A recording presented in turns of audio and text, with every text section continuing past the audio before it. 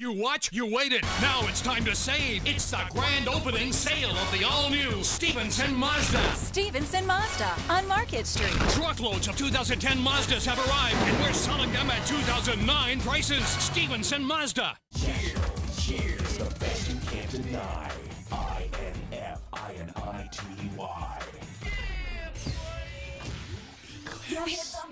Cheerinfinity All-Stars is a competitive cheerleading and tumbling school. We accept all ages and skill levels. Whether you're looking to be on one of our nationally ranked All-Star teams or just want to learn about handspring, we have a place for you.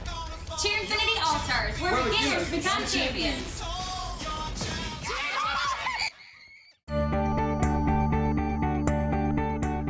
Our girls have been at the Learning Center since they were both 9 weeks old, and because of the Project Approach curriculum, my oldest will be well prepared to start kindergarten next year. We are so comfortable leaving our girls at the Learning Center each day because the teachers are loving and professional and treat our girls as if they're family.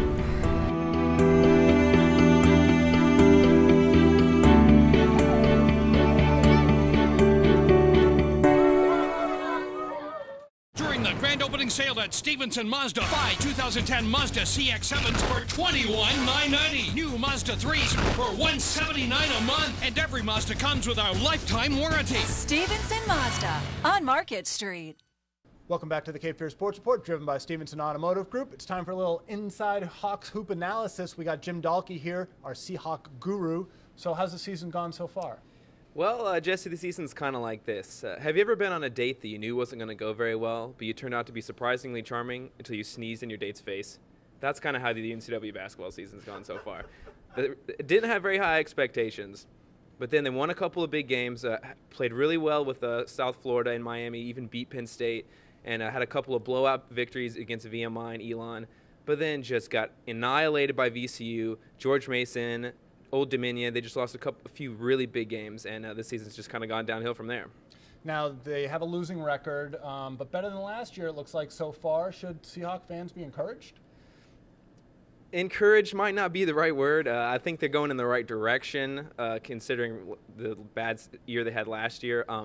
But I do think that if the Seahawks can find a third scorer to help out Tomko and Fields to take some of the scoring distribution, they can really improve. I think that that third score could really be Ahmad Grant. The thing with the Seahawks right now is that Fields and Tomko both average over 12 points a game, but no one else on the team averages more than 7.